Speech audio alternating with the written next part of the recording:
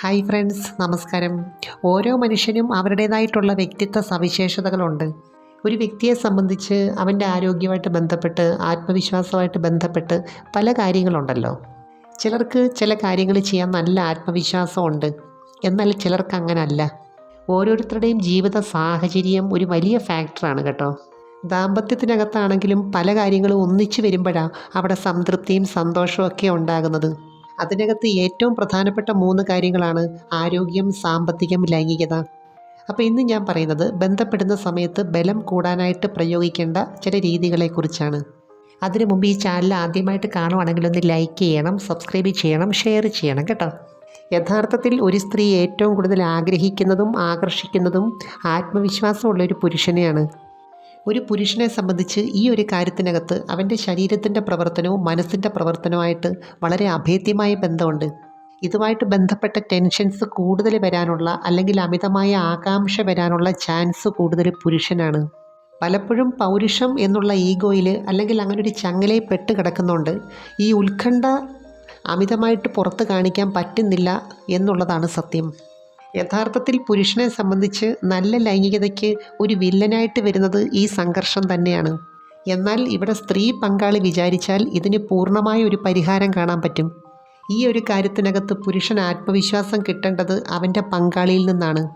ഈ ഒരു കാര്യത്തിനകത്ത് അവനോടൊരു പ്രത്യേക താല്പര്യമുണ്ട്, ആകർഷണമുണ്ട് എന്ന രീതിയിൽ പെരുമാറുവാണെങ്കിൽ അവൻ്റെ ആത്മവിശ്വാസം വർദ്ധിക്കും. തന്നെയല്ല, അവനെക്കൊണ്ട് എന്നെ തൃപ്തിപ്പെടുത്താൻ പറ്റൂ എന്ന രീതിയിലുള്ള സംസാരങ്ങൾ, പെരുമാറ്റങ്ങൾ എല്ലാം ഇവിടെ ആവശ്യമാണ്. ചില പ്രത്യേക രീതിയിലുള്ള ചുംബനങ്ങൾ കൊണ്ടേ അതൊക്കെ തെളിയിക്കാൻ പറ്റത്തുള്ളൂ. അത് കൊടുക്കുന്ന പോലെ തന്നെയാണ് സ്വീകരിക്കുന്നതും. അതിനകത്ത് ഒരു വശ്യതയുണ്ട്. ഈ സമയത്ത് ഏതൊരു പുരുഷനും ആഗ്രഹിക്കുന്നത് അവന് കുറച്ച് വിധേയമായിട്ടുള്ള ഒരാളെ ആയിരിക്കും. ഏത് കാര്യത്തിനകത്താണെങ്കിലും അവനെ കുറ്റപ്പെടുത്തുന്ന അല്ലെങ്കിൽ വിമർശിക്കുന്ന ഒരു രീതി ഈ സമയത്ത് ഒഴിവാക്കേണ്ടതാണ്. ചില സാഹചര്യത്തിൽ ഒരു ബലക്കുറവ് തോന്നുമ്പോൾ അല്ലെങ്കിൽ പ്രോപ്പറായിട്ടുള്ള സമയം കിട്ടാതെ വരുമ്പോൾ ആ സാഹചര്യത്തെ മാനേജ് ചെയ്ത് ഒരു സംതൃപ്തി കണ്ടെത്താൻ സ്ത്രീ പങ്കാളിക്ക് കഴിയണം. ആക്ച്വലി ഇവിടെ 2 വ്യക്തികൾ അങ്ങോട്ടും ഇങ്ങോട്ടും അവരുടെ കഴിവ് കാണിക്കലല്ല. അങ്ങനെ വരുമ്പോഴേ ഈ ടെൻഷൻ വരുന്നത്. പകരം സ്നേഹത്തോടെയുള്ള ഒരു ഷെയറിങ് ആയിരിക്കണം. ഇപ്പോൾ പൂർണ്ണമായിട്ട് സംതൃപ്തി കിട്ടാത്ത ഒരു പരിപാടിയാണെങ്കിൽ പോലും അവിടെ വാക്കുകൾ കൊണ്ട് അല്ലെങ്കിൽ റെസ്പോൺസ് കൊണ്ട് പങ്കാളിക്ക് ആത്മവിശ്വാസം കൊടുക്കണം. ഇനി വിരൽ ഉപയോഗിച്ചിട്ടാണെങ്കിലും അവർ മുഖേന സംതൃപ്തി കിട്ടുന്നു എന്നൊരു ഫീൽ ഉണ്ടാക്കണം. ഇപ്പോൾ കൊടുക്കുന്ന ആത്മവിശ്വാസത്തിൻ്റെയൊക്കെ റിസൾട്ട് അറിയുന്നത് അടുത്ത പ്രാവശ്യത്തെ പെർഫോമൻസിലായിരിക്കും. അതുപോലെ ലിംഗത്തിൽ കൈപ്പത്തി കൊണ്ട് ചെയ്യേണ്ട ചില ക്രിയകൾ ഇടയ്ക്ക് അത്യാവശ്യമാണ്. കാരണം പുരുഷനെ സംബന്ധിച്ച് കൈപ്പത്തിയുടെ സ്പർശനവും ബ്രെയിനിൻ്റെ പ്രവർത്തനവും ലിംഗത്തിലേക്കുള്ള ബ്ലഡ് സർക്കുലേഷനുമായിട്ടൊരു ബന്ധമുണ്ട്.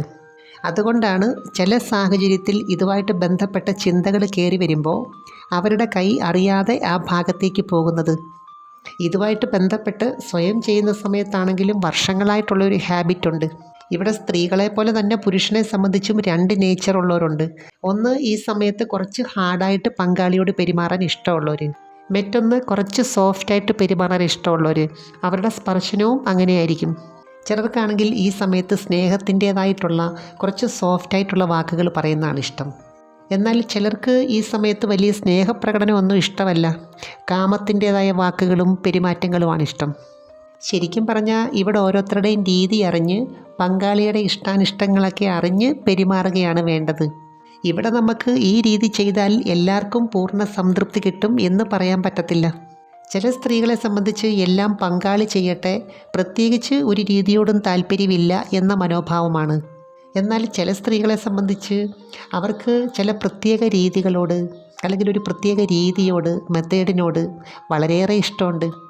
എന്നുവെച്ചാൽ ചില രീതികൾ പങ്കാളി പറയാതെ തന്നെ ചെയ്യും. അത് കൂടുതലായിട്ട് ആസ്വദിക്കുന്നു, കൂടുതൽ സമയം ചെയ്യുന്നു, അതിനോടൊരാർത്തി കാണിക്കുന്നു. ചിലർക്ക് വാഗൊണ്ട് ചെയ്യുന്ന രീതി ഇഷ്ടമാണ്. ചിലർക്കാണെങ്കിൽ അങ്ങനെ ചെയ്യിപ്പിക്കുന്നതിനോടാണ് ഇഷ്ടം. ചിലർക്ക് മുകളിൽ കയറുന്നത് ഇഷ്ടപ്പെടുന്നവരുണ്ട്. അപ്പം വെറൈറ്റി ആയിട്ടുള്ള കാര്യങ്ങൾ ചെയ്യുകയും ചെയ്യിപ്പിക്കുകയൊക്കെ ചെയ്യുമ്പോൾ പങ്കാളിക്കാണെങ്കിലും ഇവരോടൊരു ആകർഷണം കൂടുതലായിരിക്കും. അപ്പോൾ ഇവിടെ ഓർക്കേണ്ട ഒരു കാര്യം, പുരുഷന് കൂടുതൽ കാമം തോന്നുന്നതും ആകർഷണം തോന്നുന്നതും കുറച്ച് സ്മാർട്ടായിട്ടുള്ള സ്ത്രീകളോടായിരിക്കും. അപ്പോൾ ഈ ആകർഷണം ലിംഗത്തിലേക്കുള്ള ബ്ലഡ് സർക്കുലേഷൻ കൂട്ടുന്നുണ്ട്. മാത്രമല്ല ടെസ്റ്റോസ്റ്ററോൺ ഹോർമോണിൻ്റെ പ്രവർത്തനത്തെ മെച്ചപ്പെടുത്തുന്നു. അതുപോലെ ചില എക്സർസൈസുകൾ എല്ലാ ദിവസവും ചെയ്യാൻ ഒരു പ്രോത്സാഹനം കൊടുക്കാൻ സ്ത്രീ പങ്കാളിക്ക് കഴിയും. പ്രത്യേകിച്ചും അരഭാഗത്തെയും പെൽവിക് ഫ്ലോർ മസിൽസിനെയും ശക്തിപ്പെടുത്തുന്ന വ്യായാമങ്ങൾ. രണ്ടുപേരും ഒന്നിച്ച് താമസിക്കുന്നവരാണെങ്കിൽ ഒരേ സമയം ചില പ്രത്യേക വ്യായാമങ്ങൾ ഒന്നിച്ച് ചെയ്യാം. ഏത് രീതിയിൽ അടിക്കണമെങ്കിലും മസിൽസിന് അതിൻ്റേതായിട്ടുള്ള ശക്തി വേണം. അപ്പം ചുരുക്കി പറഞ്ഞാൽ കൂടെയുള്ള പങ്കാളി വിചാരിക്കുകയാണെങ്കിൽ ഒരു പുരുഷൻ്റെ ആത്മവിശ്വാസത്തെയും ആരോഗ്യത്തെയൊക്കെ കൂട്ടാനും പറ്റും, കുറയ്ക്കാനും പറ്റും.